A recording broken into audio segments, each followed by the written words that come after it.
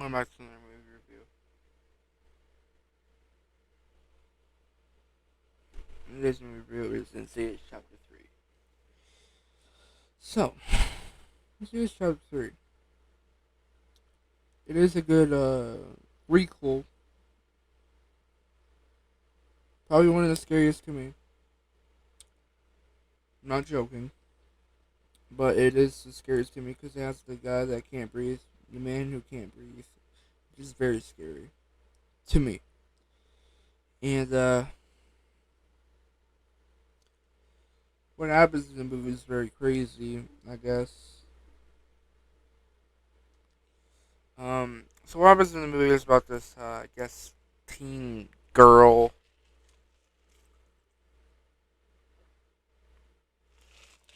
Sorry. About this teen girl who was trying to contact her mother because she recently died a year ago. And, she goes to Elise.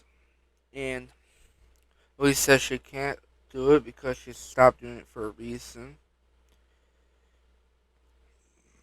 And, she does it. And, she encounters the woman in black. And she can't do it no more. Elise says if you don't be careful, you can call out to all the dead. So, well, fast forward in a little movie, you meet the dad, which is Quinn Brenner, and can't remember the dad's name, but and she has a brother, which is Dickhead, I believe. So she's doing an audition, which is James Wan or James Wan's there. She's trying to do an audition, I guess, for acting or some shit to get into school, and well, first she sees one sighting of the man who can't breathe up somewhere, waving at her. And then she sees it another time when she's crossing the street and she stops and looks at him just waving there, standing. He's just like, I'm gonna get you, I'm gonna eat your ass, I'm gonna get your soul. Then you get jump scared because it's so, quiet after you just see the car. And that happens. Uh, so now she's crippled. Or, I'm not trying to be offensive to people that are crippled, I respect all of them.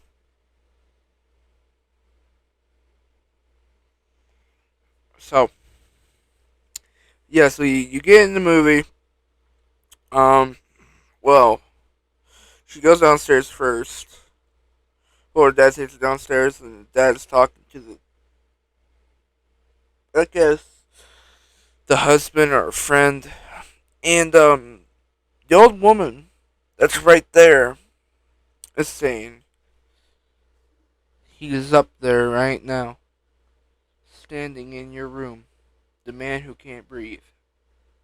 And which is really fucking scary. Like, she gets freaked out by it because who wouldn't? Like, I would get freaked out by this shit. Like, I'd be like, I don't want to go to my room no more. I'm gonna be like, I'm a stink bomb, that motherfucker. And so she goes in there, and get more into the movie. So, as a part where uh, so she wakes up on her wheelchair in this fucking apartment up more.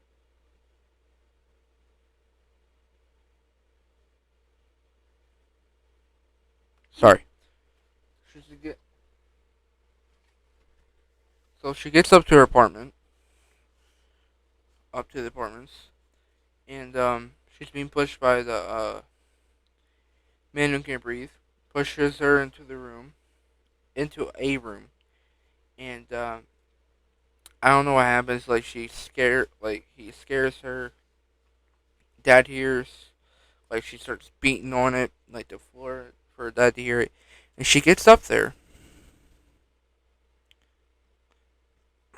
And well, he gets up there, and Dad's looking around for the man who can't breathe, and they look out the window. First, Dad looks out there, and he's the man who can breathe is apparently dead. But when Glenn looks out there, apparently the man who can't breathe is on the fucking building trying to grab her down and kill her, I guess, or commit suicide. And she ends up breaking her neck. So you get more into the story. Dad goes to visit Elise, I guess, and Elise apparently lost a loved one too, like her husband. And the dad feels sorry, and the dad's just like, "Can you just visit her? That's all you. That's all you got to do." And the girl's scared to die at a very young age, and Elise says you got a very long.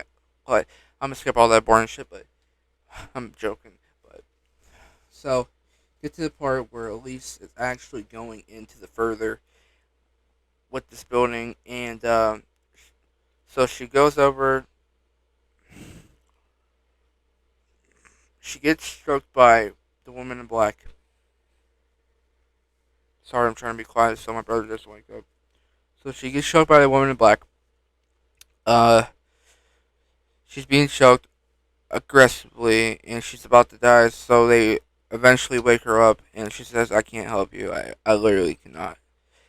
And you get to the part where Inspector Tucker comes in, and they put a camera on her. She starts to move around. Shit goes down. She try she well, I guess this is the demon possessing her, the man who can't breathe, and this gets crazy where she starts knocking her cast off. Like dust goes everywhere and shit. And she's like saying, "You're a worthless fucking father. Your wife had to die to get away from you." And she grabs one of those knives that you open boxes with, and tries to end up killing herself.